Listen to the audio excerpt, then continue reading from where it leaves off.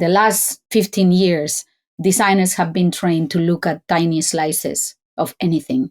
Design this ticket, design this epic. Let's check at this particular small process in a huge app. Very few designers have the luxury of having seen the big picture of anything, unless you are the only designer in a startup and you're designing an app end to end.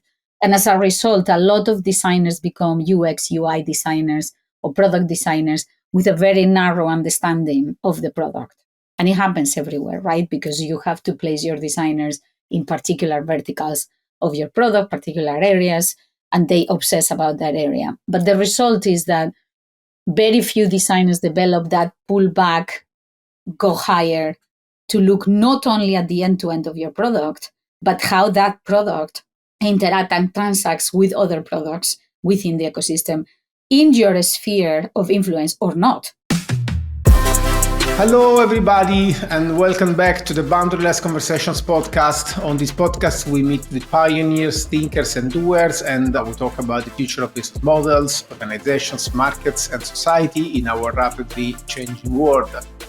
Today, we are joined by Yolanda Martin, currently Global VP of Design at ClearScore, which is a British fintech business that provides credit scores, reports for individuals, and also a marketplace where people can source credit cards, loans, and such similar things. So hello, Yolanda. It's great to have you here. Hello. Very nice to be here.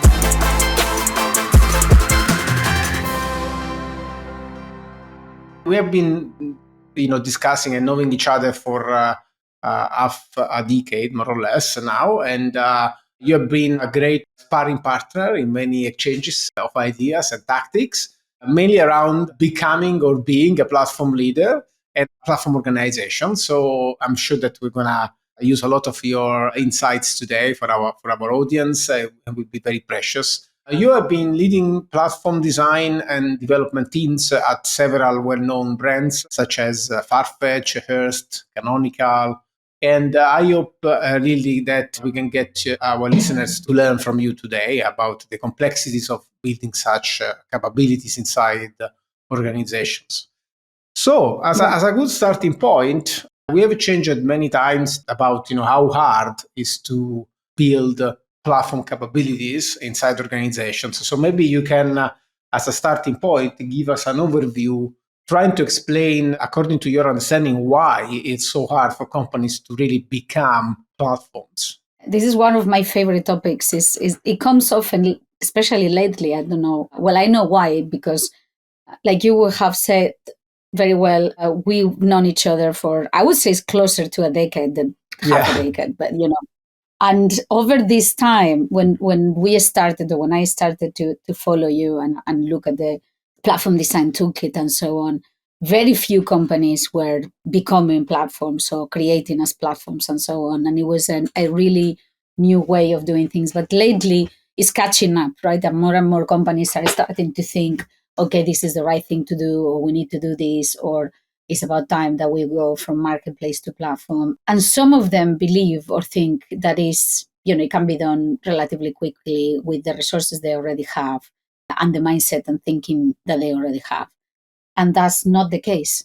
Creating platforms, designing platforms, and especially executing platforms is hard work. It's hard work and takes a lot of time and very exclusively dedicated resources to get companies there. And it needs people that has a very, very hard interest, very focused interest on platform theory and platform frameworks and platform basics, right?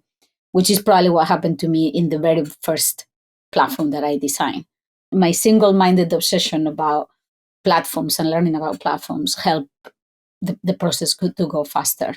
But there is so much to learn, and it's so different how platforms operate to marketplaces that all previous knowledge of how to create, design, run, execute a marketplace do not apply to a platform.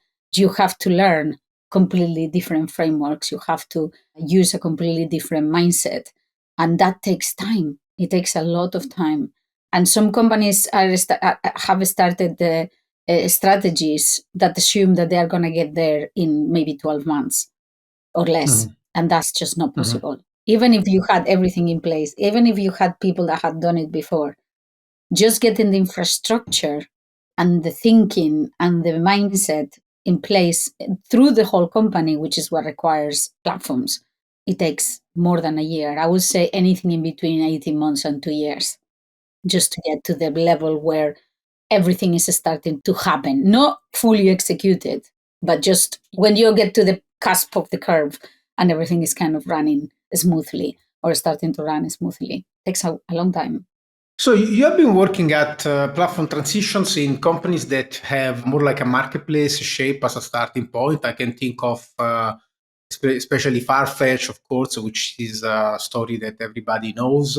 Also, maybe Kaluza also has a little bit of this marketplace shape. Others have more like a product tradition, like, for example, Canonical or Hearst. Maybe I'm wrong.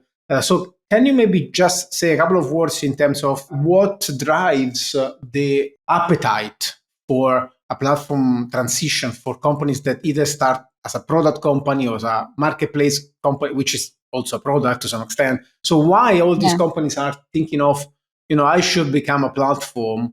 I mean, most of them are economies of scale. They are facing imminent and high growth areas, or they want to get in that high growth area. It's usually companies that have been kind of stalled in their growth, comfortable, but kind of flatten their growth, and suddenly they realize that the only way that they are going to achieve that kind of exponential growth is by changing way of operating, going from like we were saying, from a marketplace situation into a platform situation. In the case of Hearst, it was a completely fragmented publishing house. It had 360 properties across the world in terms of publishing properties, so different magazines in different languages. And they were all in completely different CMSs. Only in the UK, for 18 properties, there were 4 CMSs. The infrastructure cost and the complexity of exchange of information was basically killing the cost per unit, right? Articles were being created in different publications and they were not shared in others. Everything was really, really siloed, and repetition and waste was happening everywhere. And that was what kind of triggered the creation of MediaOS, which was an Uber CMS together with MarkTech attached to it and asset management and so on. And all of that was centralized, and more countries with more and more publications started to be part of that group. Of course, there was commercialization through marketing. So the MarkTech was a part of the commercialization of that marketplace. So it was kind of an advertising marketplace. And what it allowed is to create global campaigns and to be able to get insights and numbers and metrics across all of the properties across different countries for campaigns, right? If brand decide to buy a campaign for Cosmopolitan globally, all of the numbers will be able to be seen and all the campaign will be able to be managed from one place, which immediately made digital publishing profitable, which it hadn't been for the previous 10 years. They had not found a way to make digital publishing profitable because of that disintegration of infrastructure. So it was very different to Santander, for example, which was another marketplace that wanted to platformize. It was banking, very early stages of digital banking. What it needed was mostly to get faster results and easier, shorter, smaller applications for users and simplification. And Farfetch, it just became a platform because all of the processes, so the marketplace of the e-commerce of Farfetch was the main product, but there were a lot of ancillary services that they were creating for themselves that the boutiques and the brands that belong to the marketplace were starting to request as B2B products to be served to them. And Jose Neves saw that as a new business venue for Farfetch. And thus it was Farfetch Platform Solutions created, where we were actually selling the services that power the Farfetch marketplace to other e-commerce companies and brands. And that took ages. I mean, it really took a couple of years for us to get it took almost 18 months to get the first client into the platform. And then it took another year to get the second one, because even if you get the first one, is usually with a lot of technical debt and documentation debt and some other things, and then get the second one is when you have got maybe 3 or 4 clients into a platform that you start seeing those economies of scale, and you start seeing the automation of processes happening and so on and so forth. And currently now ClearScore is going through the same process of going from marketplace to platform, joining the different companies of the group. ClearScore is not a product anymore, just the score and report and the marketplace attached to it. But it's a group of companies. It has Drive Score and Data One. And creating the platform and the infrastructure around them is what I've been doing for the last couple of years. And the same thing is it takes time. We're very advanced now after a while, but it takes an expanse of time and complexity. And why the companies want to do it? Because there's no other way for growth. That's it. It arrives a point that as a marketplace, you hit a ceiling. And the only way to expand is by platformizing. We're saying that companies that maybe start from one product or one marketplace, that as they grow, they start to build, let's say, common services, common infrastructures, and feel like this is valuable, not just for the internal parties. Maybe you start from a company which has several units, as you mentioned, for example, and then you make it common, create this shared infrastructure that enable, which is one of the key traits of platforms, right? They normally enable smaller players to do their business, essentially. That's one dimension, right? Aggregating services, enabling services and infrastructures. One thing that sparked my reflection in me was that as soon as you aggregate these type of things and create these enabling structures, suddenly when you look at your internal players, like for example in Hearst, maybe there were different magazines, or maybe you can have different national units when you are doing all different products, whatever. When you enable this infrastructure, suddenly external players become very similar to internal players. So you have these interfaces that are easy to externalize. What does it entail to, from a design leadership perspective and from an organizational leadership perspective, when you suddenly start to deal with not just with internal players, but also with external players? I'm thinking of, for example, standardizing interfaces, documentation. I know that you have been doing a lot of work in crafting these common documentations and explainers. So how do you make a platform transition explainable, and how do you deal with new external players coming into the organization? It's quite interesting because in all the cases where I have designed platforms and executed or built platforms, those players come by their own volition. Usually, the first ones especially, they are either partners or third-party providers of services for us, for whatever platform in that case is, that start seeing how the automation of our systems are helping us enormously, and they want to be part of it. Either deeply integrate into our data sets or deeply integrate into our processes to actually accelerate whatever the case that we are doing. What happens when you're trying to do integrations with third parties is that there is not a common language, there is not a common understanding. And although there is a common goal, getting there takes a lot of conversations. And then it kind of breaks the platform principle, right?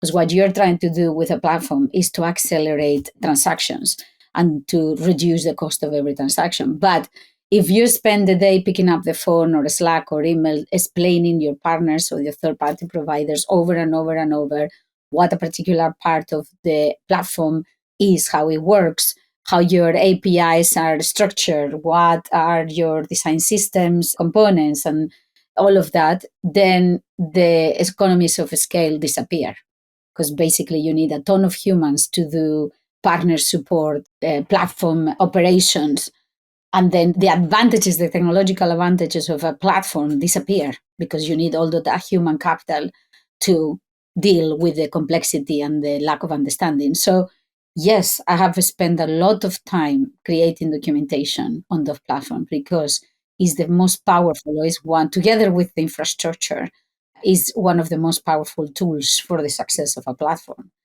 If your documentation is clear and precise and there is a common language, and there is a very good understanding of all the component parts that create that platform, partners can just come to wherever you have that documentation and self-serve, creating that kind of economy of scale and of allowing it to bring more and more partners without having to increase the human capital on your side.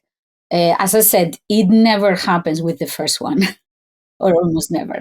You never get documentation right with the first one, or even with the second one. It takes a few clients and their questions, listening to their complaints and serving their operations to get to that point where you are like, oh yeah, now my documentation is super tight, and anybody that comes after pretty much 90% of the time can self-serve. Mhm. That's what you want to reach, right? You want to reach that level that Apple iOS has, where any developer can just self-serve all the documentation and create applications without actually talking with anyone on Apple. It's kind of a transition from a perspective of a company that operates to empower customers or to serve customers into an organization that empowers and serves an ecosystem of partners. How do you drive such a change of perspective? So, because, we are barely there in terms of companies having the capability to understand their customers, right? You are lucky if your company has an understanding of its value chain or user needs and so on. But now, suddenly, as you speak about platforms, you have to understand your ecosystem. So, we have different type of customers, different type of players. Partnering Yeah. becomes massively important. So, what are the key changes, and how do you drive them as a design leader? No, because we're talking about Yeah. this from a design leadership perspective. So, you are the one that is in charge of, let's say, helping the organization develop new value propositions and products. So how do you make it that the whole organization starts to think in terms of ecosystems and partners instead of just, we're providing a solution to a customer problem, which is largely insufficient in platforms landscape perspectives? Is that change of mindset, right? It's always the same thing. When you start saying that you need to spend as much time studying the patterns, the behaviors, the transactions of your partners and third party providers and the ecosystem as a whole, as much as you do persona and users, there is a bit of kind of why, because our main source of income is the users. Well, but the users are consuming services or goods from your partners.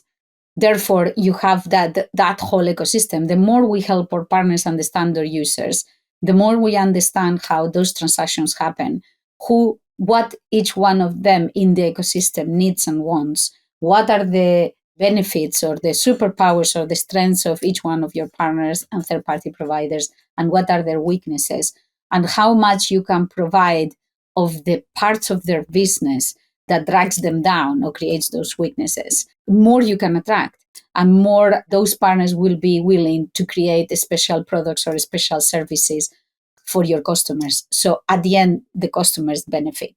But the whole point is to reduce the cost to serve of your partners and the cost of insights, or the cost as not as the kind of material cost, but also the mental power and the processing power of insights and data from partners, from the ecosystem as a whole, to be able to provide better, cheaper, safer products and services. And getting that complete understanding is really hard. Changing the mindset of people that have been working all their careers and all their lives in marketplace situations where what they worried only or exclusively is acquisition, engagement, and monetization of users by just trying to kind of negotiate one-to-one deals with partners is hard. It's really hard. So that mindset change when you start showing how those partnerships can benefit of the platform, the infrastructure that the platform provides, by eliminating complexity, eliminating costs, eliminating wastage, duplication, and so on from the transactions in between partners and platform and users, making it all tighter, shorter, and cheaper, everyone benefits. But it takes a lot of talking and a lot of conversations and a lot of examples, and one person at a time. A few people see it, and then the conversation starts, and you carry on and so on. And the fact that is a serious chunk of investment is necessary for that platform infrastructure to happen, it makes the conversations hard, because building platforms or putting together platforms is expensive. Mm-hmm. It's a huge investment. So it has to be very clear in the minds of, if not the whole exec and part of the board, most of it, to go, oh yeah, right. We see clearly where we're going. We're going to invest on this. It's huge. It's a huge investment in anything from data lakes and creating APIs, documentation, infrastructure, bandwidth, integrations, everything is big. Before you even start seeing the benefits of the integration of those customers in the platform, you have to make that investment on the blind. It's like you are kind of building another organization. Am I right? Yeah. Because I was curious to know, and maybe you can also tell us a little bit of some of the most interesting stories of transition. And I know that you have had some interesting experiences of things that did work out or didn't work out. But essentially, what I'm thinking of is, as you move from a monolithic product or marketplace into a platform setting, it's like your old organization becomes a client of the platform. Okay, so you basically Yes. have to create another organization. So I'm also thinking of, what does it entail in terms of team separation. So is there a way to kind of avoid too much disruption of the current business and therefore build some kind of a second organization that suddenly powers the old one and a set of partners? So I guess that it's very difficult to do so. It's like, changing massively the organization as you move forward. And so what did work well or what didn't work well in your previous experiences as you were trying to do this kind of organizational duplication and complete rearrangement? Is the sizing, right? In all of them, there was always a big organization powering or managing and operating the marketplace or the product, with a small organization creating the infrastructure and the technology to kind of help the big operational group, which usually is full of humans, right?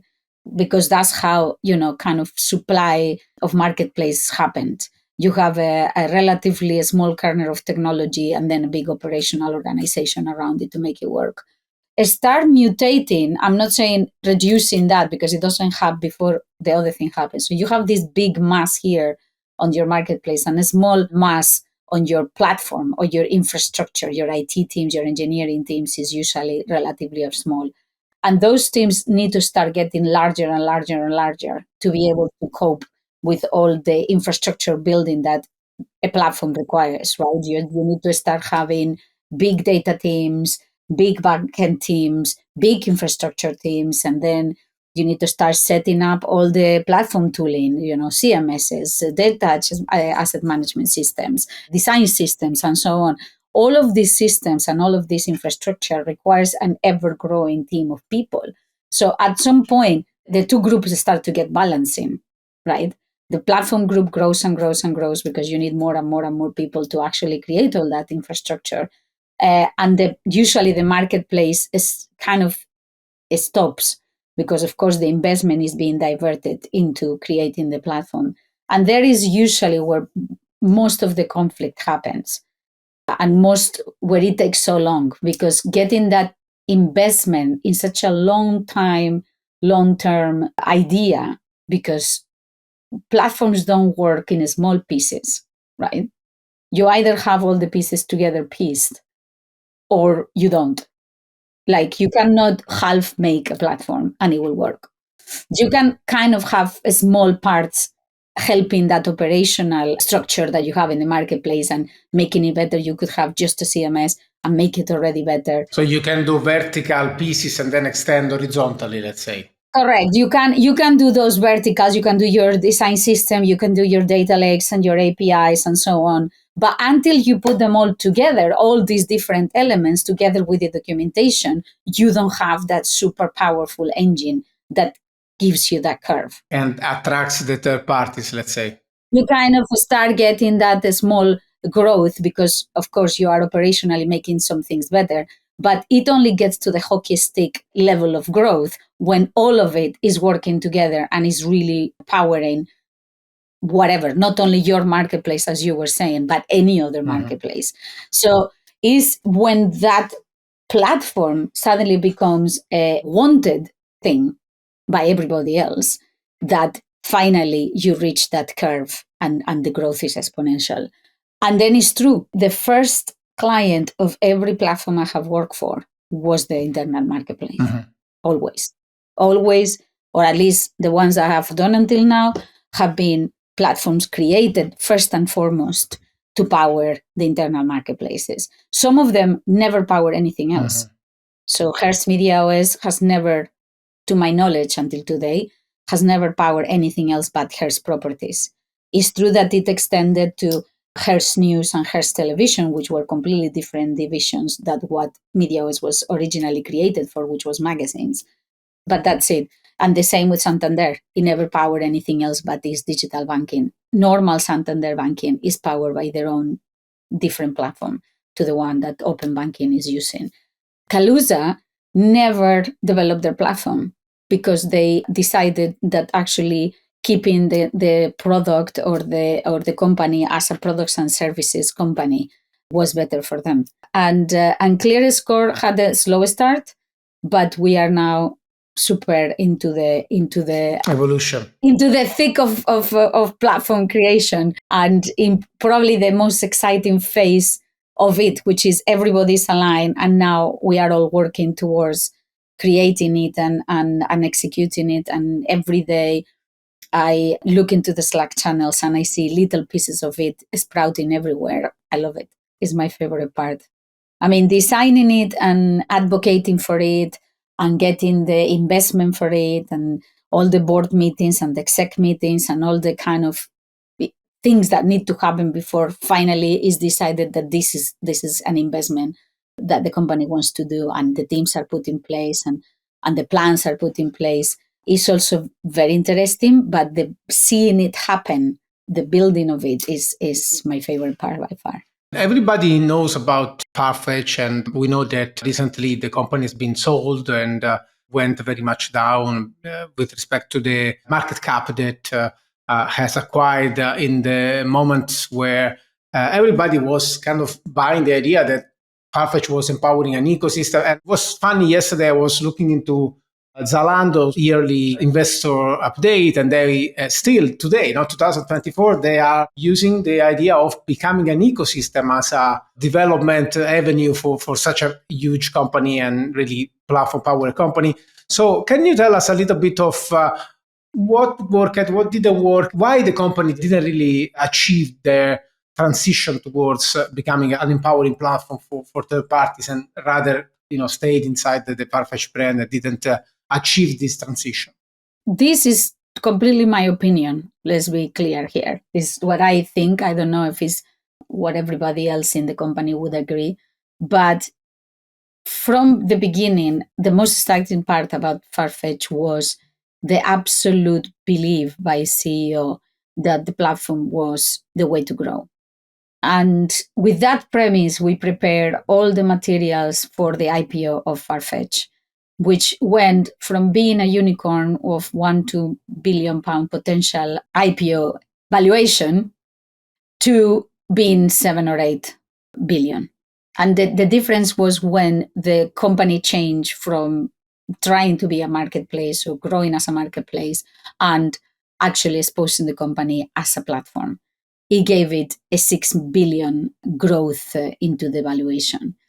What happened afterwards is once Farfetch IPO'd and that money of all those shares was received, and the shares went from $12 a share to $64 a share, which was meteorical and absolutely crazy. And we could barely breathe on every day of the week, just seeing the shares going like a rocket.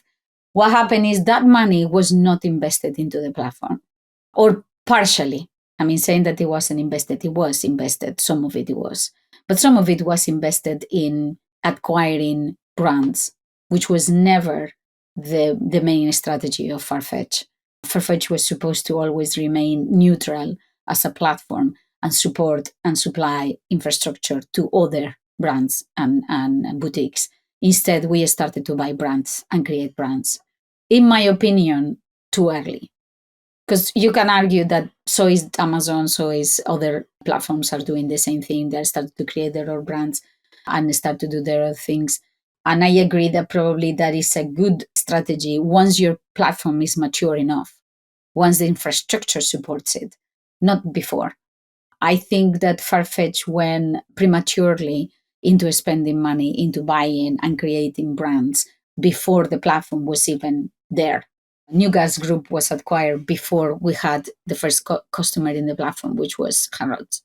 And a lot of energy and effort was necessary and diverted from powering the platform into creating integrations, hard-coded integrations for New Gas Group, for example. And that just kept on repeating. I got frustrated with that, especially because I wanted to see, I get excited when platforms get invested. And as I was saying, and those pieces start to be built. And it is my favorite part. And I love that phase of platform creation. And it was a stall constantly. And my time and my teams, the platforms and ecosystem team, were constantly diverted into becoming partner integration people for partners instead of creating the infrastructure that would have allowed us to integrate them automatically as a self-serve. So yeah, it was a matter of diverting the investment that should have been sent into the infrastructure and the platform into buying other things and spend it on other things.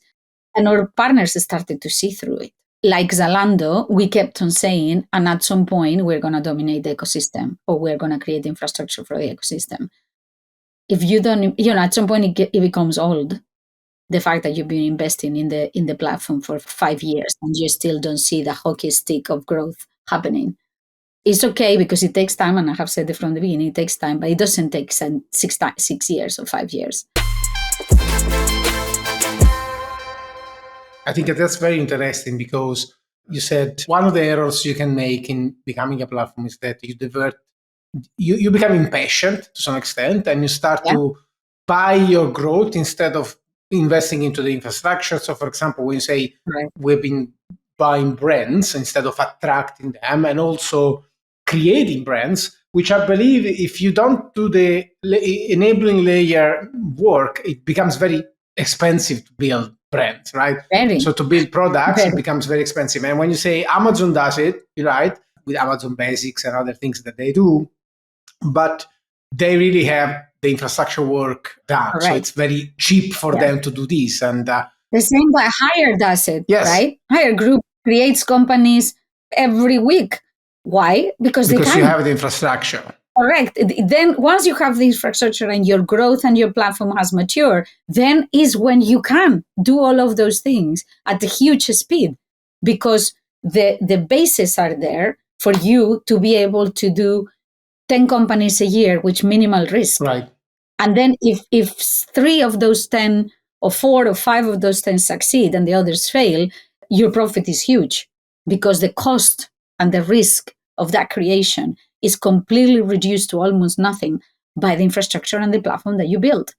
But if you don't, if your platform is immature or is not there, like it happened in many cases, you're just fictitiously creating that growth. Like you say, you're buying it, you're creating it, and it's excruciatingly expensive. Yes, exactly. No, so you have to work out your basic infrastructure so that variance is cheap for you as a company. Create variability, new brands, new solutions, onboarding external variability. It comes cheap, right? So it comes naturally. It's not going to cost you a terrible amount of money in partnership management or in development. So I think that's very good as a message to anybody that is thinking about transitioning into a platform.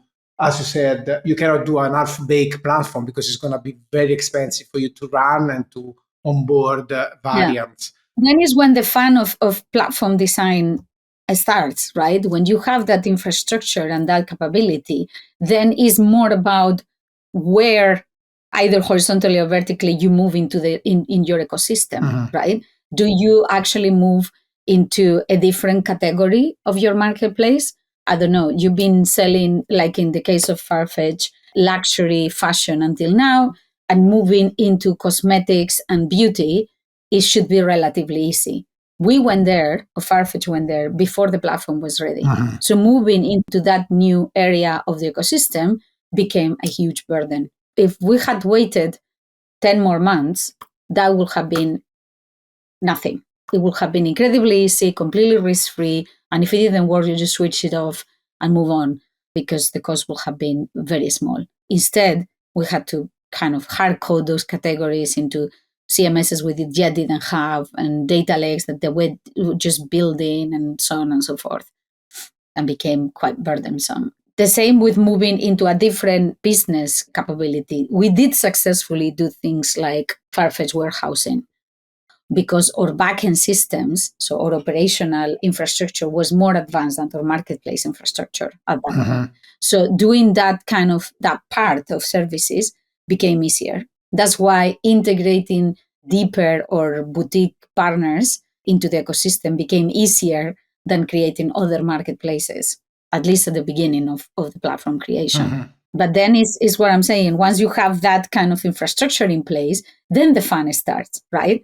Is then when you have done all your ecosystem homework and you know very well all the different areas of your ecosystem, and you start using a strategy to decide into which area you're going to move, what is going to benefit the ecosystem as a whole the most, how your infrastructure that you have already created can power other transactions that you have never powered before, or integrate partners that you have never integrated before, and so on. So let's get back into some of your specialties, right? So I'm curious to understand, what does it entail from a design leadership perspective? So how does your work as a design leader changes as you embrace platform perspective? And I'm especially interested in terms of the collaterals you build, the processes you build. Or, for example, when I'm thinking about the design of a platform, I'm thinking of research processes, for example, that engage a lot with partners. They are not just something that you can run with your team. We recently had Scott Brinker. He spoke about how HubSpot now uses what he calls a joint customer needs research. So essentially doing UX research, for example, in terms of how customers use your product together with other products. Maybe your experience is a bit different because maybe your platforms have a different nuance. But from a perspective of design leadership, what are the major changes in how you hire people, how you build your collaterals, how you train them, how the design team actually cooperates with the rest of the organization? What are the most massive changes? Well, first you have to get more designers that can see further and wider, right? And because I have talked publicly and done conference talks and so on about ecosystemic design, not just as a platform design, but as a thinking and designing ecosystems that are not only based on platforms, but in general, right? The last 15 years, designers have been trained to look at tiny slices of anything, right? Design this ticket, design this epic. Let's check at this particular small process in a huge app. Very few designers have the luxury or have been given the luxury, unless you are the only designer in a startup and you're designing an app end to end. Very few designers have the luxury of having seen the big picture of anything or designed the big picture of anything. And as a result, a lot of designers become UX, UI designers or product designers with a very narrow understanding of the product. And it happens everywhere, right? Because you have to place your designers in particular verticals of your product, particular areas, and they obsess about that area. But the result is that very few designers develop that pull back, go higher to look not only at the end to end of your product, but how that product interact and transacts with other products within the ecosystem in your sphere of influence or not, right? Because in our sphere of influence, in the case of ClearScore, is Data One and DriveScore, but there is all of our partners, right? Banks and fintechs that put their products into our marketplace, but also bureaus and credit companies and so on and so forth.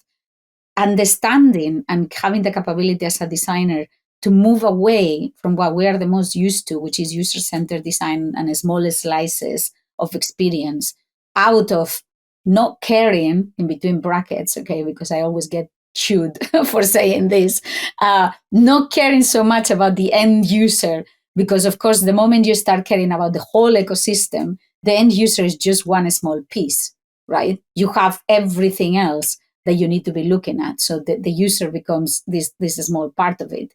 Of course, an important part, but just a part. So pulling back and pulling up and looking at the whole of it is something that very few designers have been trained for or actually want to do. Mm-hmm. Because most designers think, modern, current designers and currently trained designers, that designing is doing interfaces or creating wireframes for a particular interaction or an animation or, small things. So for me, hiring designers that can think and look at things from that perspective, first I scout the whole team. When I enter a new company, there is always the people that is naturally geared, naturally designed in their minds to look at that. And most times that not, those designers are already service designers or user researchers. Because of course, user researchers use also anthropology and contextual research to put the users in the context, right, in the environment where they belong. And they study the environment and the context and the culture and the society where those users live. But not all of them do that. But you find them sometimes, and then it's training them. And because I have sent plenty of my team members to courses that you have imparted or that Boundaryless has imparted on platform design and platform thinking, because they need the training. So I do a lot of that training in-house myself, but also I send them outside to train. I give them massive reading lists of platform books. And then I hire them from other platform companies already trained or already with the understanding. But getting those designers to move out of something that is so ingrained in the design profession, which is this is what we care about, user-centered design. We care about the user and the user interactions, not caring where those user interactions live in the ecosystem and how those transactions and interactions get influenced and modified by apparently external forces, which are not external, are internal to the ecosystem, but we consider them completely external. They're not. We can actually influence those interactions and transactions through the platform or through the marketplace. That's the most difficult part, getting designers out of that mindset and telling them, actually, I want you to look at the whole ecosystem. This is not an end-to-end just from the moment the user enters the app. Mm-hmm. There is a million and one things that the user has been doing before it enters Farfetch, ClearScore, Kaluza, Ubuntu, any of them. Mm-hmm. The process starts millions miles before and months before. How do you communicate these and engage the rest of the organization, which is, I suppose, even, or maybe this is not, but in your experience, maybe the technology side, the marketing side, the other functions of the organization, assuming that the organization is functional, or if you dealt with different organization architecture that worked better in this transition. So what helps the whole organization to rearrange? And of course, I'm sure that this is going to be a design-led transition, right? So you need designers to lead the platform transitions. But what does it mean for the rest of the organization to get the organization engaged and aligned and thinking of collaterals, I'm thinking of strategies, I'm thinking of readings? In your experience, what's successful ways? I have done it in many different ways. And lately, and again, because you were very much involved in the case of Farfetch, where we went and educated the 3,600 people of Farfetch in 10 days, doing a massive workshop, global master classes on platform thinking and the platform strategy for Farfetch for the next few years. That was probably the most radical way that I have done it. However, in the years since that happened, which was now what, 5 or 6 years ago? No. Yes. Five at least 5 years ago, if not 6. I have changed my way of thinking. I think it's more important to grow it organically. What we did, that forced education, probably landed in 40% of the organization. because a lot of the rest of the organization were just not ready to receive the benefits or the understanding of the platform. It took still months and years for that part of the business to be hit by what we were doing, right? And I think it provided them a little bit of education of what the future was going to be, but didn't affect at all the everyday thinking or doing immediately. And if you don't have an immediate need to understand something, you just don't. You just don't invest any brain power on it because, like, okay, this is a tomorrow problem, so I will deal with it whenever. Now I have a much better approach to it, which is educate and involve only the people that you need in that particular phase of the platform creation. Start small, gather the forces that you need for the next stage, right? You get stages in platform creation, and you just need to educate and spend time with the people that you need for that phase. So when you're doing the first steps of platform strategy, you just need the people, and usually is the CTO and the engineering directors and probably the CPO and your kind of directors of design and directors of product. And that is a very small group of people that you can just sit down and say, listen, until now we have been doing things this way. What about this way? And it kind of is easier to have conversations, it's easier to share information. And once that group is convinced, and together we start writing the strategy documents and bringing them to the C-suite and expanding, then you kind of start expanding and adding more people, architects and documentarians and more of engineering, more of design, more of product, little by little, until it arrives a point where most people is actually being educated. That's the case now with ClearScore. We are doing constantly learning units for many of the teams to kind of understand all the work that has happened in the last year and a half, which has been a lot. There has been a lot of work, and most of it has been happening underground in smaller groups until now. That is when everybody needs to start being involved because, as I said, we are starting to deliver big chunks of the platform. But until now, we didn't educate anyone on it. Only the people that was naturally curious, because of course the chatter happens and the conversations are happening and the word platform is heard everywhere. So there is always people naturally that comes, oh, I want to know about that. How can I know more? How can I learn more? How can I be prepared? And then you kind of share that information for the people that is naturally curious. Otherwise, I think it's better to wait until everything is more clarified and teams are ready to start executing parts of it. Because otherwise, it's almost wasted education.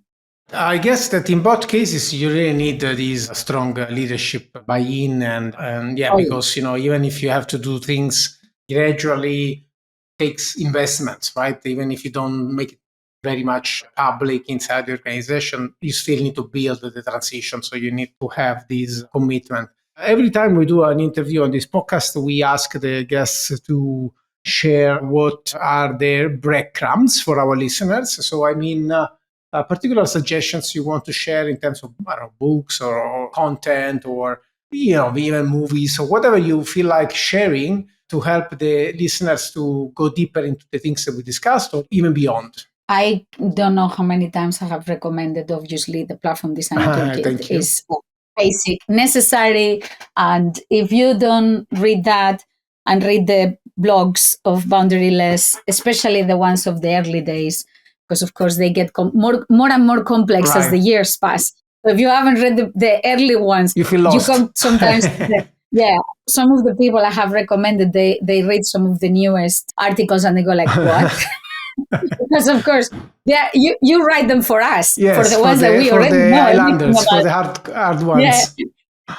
So I have to send and say, no, go back 7-8 years and read the early ones, the early day ones. And I send a compilation of the basics of platform design and those very early day articles that you used to write when we were all learning about platforms. Because now most of us have become platform nerds. And of course, we read the articles and we know exactly what you mean and we know exactly what you're talking about. But the newbies, they go like, what? So I share certain books. I mean, one of my favorite ones is still the Harvard Review on Platforms and Ecosystems. is a great book for people that don't know much about platforms. And Platform Revolutions, of course, is probably the two basic books that I recommend the most. But then I always tell people that practice. So bringing down, printing the canvases of the Platform Design Toolkit and applying it to whatever type of ecosystem, either the one that you're working on in that particular day, or the ecosystem of your house, of your neighborhood, or of, I don't know, your school. I've done the exercise with teenagers in a school about the ecosystem of their school and how the relationships in between teachers, admin, even the gardeners, the cleaners, the canteen workers, how the whole ecosystem of a school works and how the communication in between all the elements and the transactions that happen in between all the elements of the school are affected, and how education is not just education, right?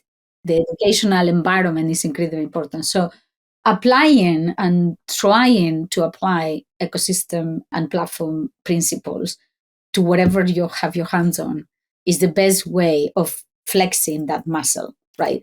You read and read and read and read, but you never actually practice it. You end up just being a theorist, which is probably the biggest bone I have in the last few years with consultants. I've been in many a meeting with people that consult on platform design that has never designed a platform ever, a real one, that actually gone through the pain and disappointment and long hours and political craziness that it's involved in actually building, designing, creating, and building a platform. So it's very easy to talk about the theory, but if you haven't bled for it, Yes, you shouldn't be talking about it, I think. Yeah, it's a hands-on process. It is a very painful hands-on process, yes. Thank you so much. So I hope you enjoyed the conversation as well, as I did. Always. You know that. I always do. Thank you so much. And for our listeners, as always, you can check our website, boundless.io/resources/podcast. You will find the episode with Yolanda with all the things we discussed, transcript, the video, and the references to the things that you mentioned. And thank you so much for listening. And until we speak again, remember to think boundaryless. Bye.